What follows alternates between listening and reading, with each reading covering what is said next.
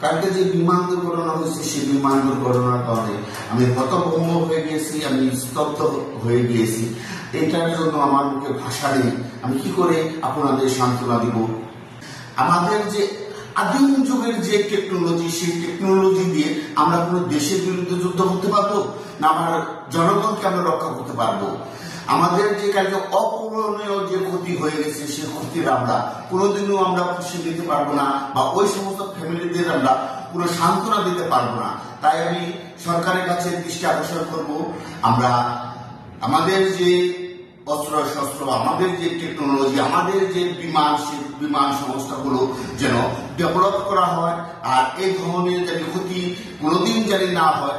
সেই অপূরণীয় ক্ষতি আমরা কখনো কিভাবে আমরা পূরণ করবো সেটা আমরা জানি না।